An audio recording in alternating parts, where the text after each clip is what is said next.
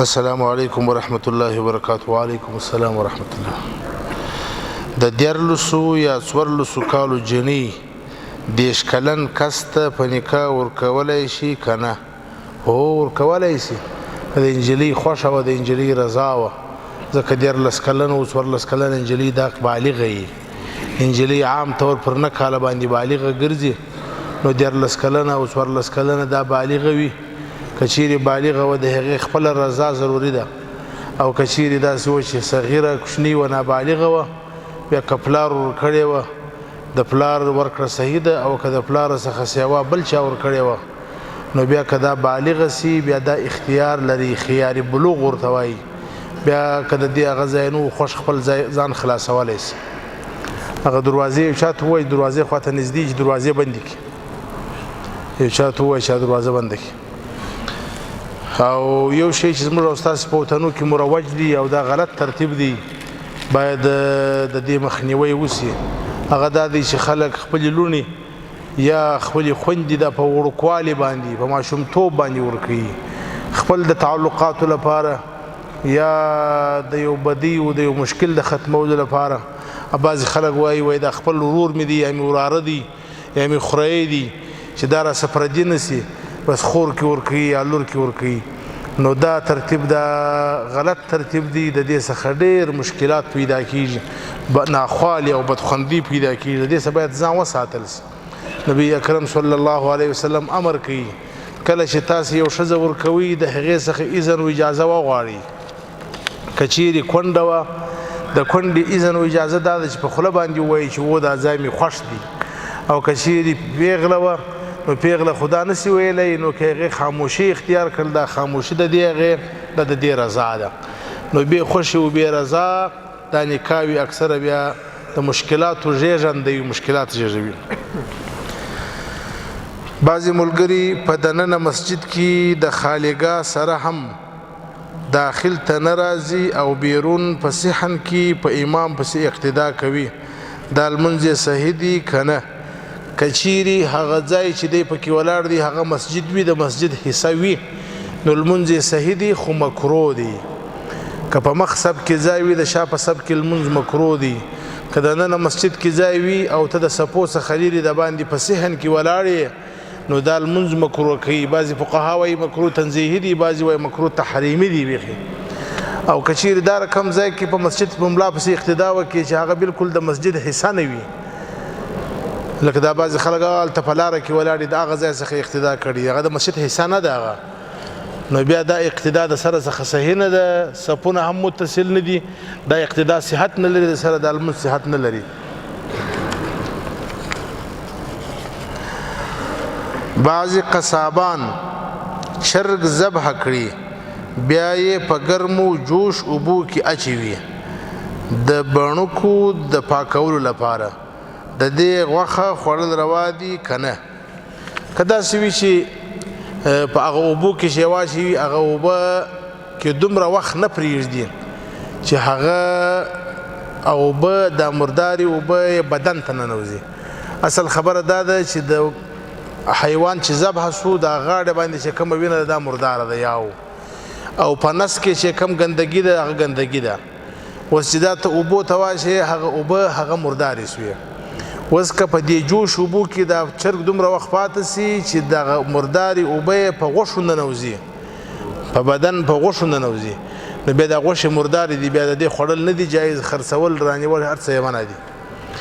او که داسې وي چې دومره لږ وخت دپاره یې واچوي چې مازې یې واچوي چې هغه پوست یې نرم سي بیرته یې راوباسي، مثلا 15-10 ثانیې، نو بیا یا بعضې خلک اوبه پر واچوي سربیره چې اوبه یې توی سي دی پکې پروت نه وي، بیا هغه مشکل نه لري، پروا نه لري، هغه غوښې پاکې دي، ځکه دا غوښې د مردارې اوبه بدن ته نه دي تللي، دا خالي هغه پوست په نرم سو.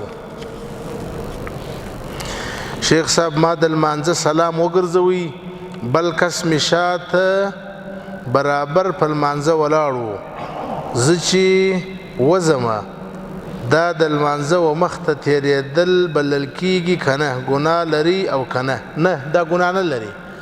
د لمانځه او مخ ته دا تېرېدل نه دي. تېرېدل دا دي چې ته د یوه طرفه څخه بل طرف ته واوړې. یو دا دی چې زه اوس ناست یم زما شاته متصل یو څوک دی برابر سیده ولاړ دی، نو که زه دې خوا ته ولاړ سم یا دې خوا ته ولاړ سم دا د لمانځه او مخ ته تېرېدل نه دي، دا مشکل نه لري، یعنې په دې کې ګناه نشته. او یو دا دی چې ته د هغه طرف څه دورې ولاړ سې یا د هغه څه دورې ولاړ سې، دا د لمانځه او مخ ته تېرېدل دي ګناه لري. او که ستا شاته متصل څوک په لمانځه ولاړ او ته فارغه وې تللی سې، په دې کې کوم مشکل نشته. حاجي مولوي صاحب مور مې وفات سوې ده، د مور او پلار لپاره د ثواب څه شي وکړم چې ډېر ثواب لري؟ ډېر ثواب دعا ورته وکړه ثواب لري، او تلاوت ورته وکړه ثواب لري. سعد رضی الله عنه مور وفات سوله، نو سعد رضی الله عنه نبی علیه السلام ته یا رسول الله مور مې وفات سوې ده څه ورته وکړم؟ نبی اکرم صلی الله علیه وسلم ورته وفرمیل اوبه پسې خیرات کړه. سعد رضی الله عنه بیا څا وکیندله، څا کوهی څا، هغه د خپلې مور په نامه کې هغه ته وایي بئر ام سعد، د سعد د مور څا، دا د خپلې مور دپاره وبخښله. زموږ علما کرام فرمایي، بخاري شریف روایت دی، زموږ حضرات علما کرام فرمایي وایي د ټولو بهترینه صدقه جاریه ده. داسې یو کار وکړه چې جاري اوس ثواب ولري، روان ثواب ولري. یو مسجد دی، په هغه مسجد کې د اوداسه ځایونه نشته، د اوداسه نلکې جوړې که ثواب یې مور ته وبخښه. په یو مسجد کې د استنجا ځایونه نشته، جوړې که ثواب یې مور ته وبخښه. په یو مسجد کې جای نمازونه نشته، جای نمازونه ورته واخله مور ته ثواب وبخښه. په یو مسجد کې څراغ نشته، ګروپ نشته، ګروپ راوړه ویې لګه رڼا جوړه کړه چې خلک لمونځ ورته کوي ثواب یې. دا نه د ضروري چې خامخا به ټول مسجد جوړه. په یو مسجد کې قرآن شریفونه نشته، قرآن شریفونه واخه په مسجد کې کښېږده. یو مدرسې ته ورسه ماشومان قرآن شریفونه سپارې نه لري، ورته واخله چې څومره وخت دا قرآن شریف وایي ثواب به ستا مور ته رسیږي. دا ټوله صدقه جاریه بلل کېږي. واړه واړه کارونه دي. یو دغه ته ورسه، دا چې هغه چا ته معلومیږي چې په چا باندې مشکل لاسي، یو شفاخانې ته ورسه، په شفاخانه کې هغه د مریضانو چې کوم هغه ویلچیر دی مریض پکې بیایي، دا رانیسوي 5 دانې په شفاخانه کې کښېږده چې مریض پکې وړي وراوړي. څومره ثواب دی چې الله پاک وس درکړي. د مریض لپاره کټ رانیسه، په یو شفاخانه کې کښېږده. هر هغه شی چې مسلمان ته نه رسیږي او دوامداري، دا وکړه چې ثواب یې مور پلار ته دوامدار روان وي. ابو هريره رضی الله عنه د خپل پلار په باره کې وویل یا رسول الله زما پلار وفات سوی دی، زه د پلار لپاره څه وکړم چې د پلار ګناه مې معاف شي؟ نبی اکرم صلی الله علیه وسلم ورته صدقه وکړه، خیرات وکړه. څه کولی شي هغه وکړه چې ستا په وس باندې پرهیږي. یو روایت کې راځي وایي اتقوا النار ولو بشق تمره، د جهنم ځان خلاص کړه قسم په نیمه خورمایي، پوره خورما نسي ورکولی، نیمه خورما ورکړه. ضروري نه دی چې خامخا به سړی کنټینر خالي کړي، ستا په وس باندې پوره دي، په وس باندې پوره، ستا د وس مطابق وکړه، مور پلار ته یې ثواب وبخښه. د خیر هغه شیونه چې د خیر شان وي. په جومات کې لوټې نشته، د اوداسه لوټې راوړل شوې، په لوټو 100 روپۍ ځي، ټولې به 100-200 په ولاړې شي.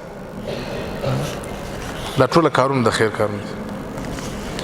شیخ صاحب مبارک السلام علیکم ورحمت الله وبرکاته. وعلیکم السلام ورحمت الله وبرکاته. د یوې جیلې نکاح وشوه، مخکې له واده او خلوت صحیحه خاوند مړ شو، د عدت الوفات د تیرولو په وخت کې که روزانه یو بل کور ته د درس لپاره او تدریس لپاره لاړه شي جواز لري که نه لري؟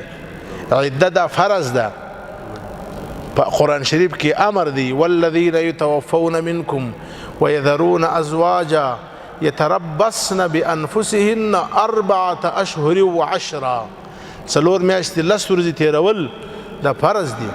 او د سخت ضرورت په وخت کې بیا موږ فقهای کرام رحمهم الله اجازه ورکوي چې هغه که ووتله هم بیرته به شپې ته کور ته ځان رسي، د ورځې وتلی شي. د درس لپاره تلل د داسې ضرورت نه دی، وتل نه دی جایز. السلام علیکم ورحمت الله وبرکاته. وعلیکم السلام ورحمت الله وبرکاته. زه د ګردو او معدې تکلیف لرم، ما ته یې وظیفه وښایه. حضرت حکیم الامت رحمه الله په اعمال قرآني کې وایي لإیلاف قریش صورت، لإیلاف قریش صورت دا خاص د ګردو لپاره ډېر مجرب دی. لإیلاف قریش صورت چې کله خوراک کوي یا اوبه څښې په اوبو باندې وایه څښه او یو دغه آیات کریمه که د ګردو کاڼي وي ثم قست قلوبكم من بعد ذلك فهي كالحجارة أو أشد قسوة وإن من الحجارة لما يتفجر منه الأنهار وإن منها لما يشقق فيخرج منه الماء وإن منها لما يهبط من خشية الله دغه آیات کریمه پر اوبو باندې دموه وایه الله پاک به شفا درکړي زه په مدینه منوره کې ومه بیا مې د ګردو زما د ګردو مرضي د ډېر وخت څخه د ګردو څخه پښتورګو څخه ډېر په تکلیف ومه حضرت ما استاد مکرم دی حضرت شیخ الاسلام حضرت مفتی محمد تقی عثماني صاحب دامت برکاتهم العالیه هغه هم راغلی عمرې ته نو بیا ما ورته وویل حضرت په تکلیف یم ول زمزم اوبه څښه سورة الم نشرح له پر وایه الم نشرح لك صدرك دا پر وایه بس بیا د هغه وروسته الله جل شانه تر ډېره حده پورې د دې مشکله څخه خلاص کړی یم محترم شیخ صاحب موضوع میراث کښې چې موانع اربعه راغلي دي چې له دې څلورو نه یو اختلاف د دارۍ نو دی آیا هغه افغانان چې په هغه ملکونو کښې چې غیر اسلامي دي لکه روسیه امریکا فرانسه جرمني او لندن کښې آیا په مابین د زوی پلار وغیره د هغه حالت چې په ذکر شوي ملکونو کښې چې هغوی قبول شي دې میراث یو له بل نه وړلی سي او که نه خود یې وړی سي دا مسله چې ده زموږ فقهای کرام رحمهم الله فرمایي و د اختلاف د دار وایي دا د مسلم و د کافر لپاره ده مثال فرض که یو مسلمان دی بل کافر دی دارونه بدل دی یا داسې دي چې دواړه کافران دي یو ذمي دي بل حربي دي نو بیا یو د بل څخه که اختلاف د دار و میراث نشي وړلی او بعضې فقها وایي دا په هغه صورت کې چې کله دغه وي په ابتدا کې د اسلام چې هجرت د فرض و نو دا حکم و اوس که یو مسلمان په امریکا کې او په افغانستان کې پلار هلته دی زوی هلته دی یو د بله څه میراث وړی سي دا ټول به ختمې کړو بیخي ډېر نه دي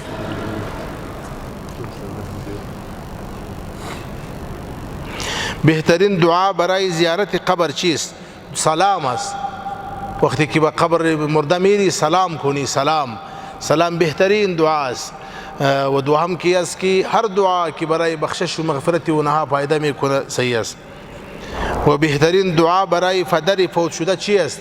رب اغفر لي ولوالدي وارحمهما كما ربياني صغيرا رب اغفر لي ولوالدي وارحمهما كما ربياني صغيرا قرآنی دعا است الله جل شانه اولاد نیک و صالح را بیان کرده در قرآن و گفته که صالح و نیک اولاد اینمی علامه داره که پس از وفات پدر و مادر اونها را به اینطور دعا میته اینمی دعا است در اخیره بکشینی دعا په اخر کې کوو په کابل کې د کورونو ګروي ورکول د شریعت له نظره څنګه دی ناجایز د مثلا بیان کړی د تفصیلی دا بار بیان شوی ده کوم په کارو بیا مولوي صاحب ته ووایاست هغه به هغه مسله درکړي د ګروي چې زموږ په وطنو کې دلته په کابل کې چې کومه مروجه ده 2 لکه او 15 لکه او 10 لکه واخله او کور ما ته راکړه زه په کور کې 10 کاله او 15 کاله اوسم 15 کاله پس به بېرته تا ته پیسې درکوم او زه به کور اخلم دا ګروي ناجایز ده یو بیع وفا ده که د بیع وفا په شکل باندې اوس هغه مشکل نه لري هغه خلک نه کوي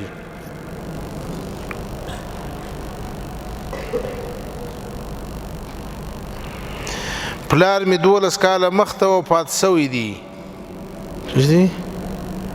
شوی دا چې شي کېږي لږ خط صفا لیکي لږ په غټ کاغذ لیکي والله چې تاسو زما سره هدایت وکړي دونو کاغذ کې ټول شان لیکلي زه څه شو وایم اوس په خوب کې یو ځای په ښه حالت کې د خوب تعبیر نه دی زه د خوب په تعبیر کې نه ماهره الله دې وخت تغرا کې توفیق شي زده کوم په دې کې مهارت نه لرم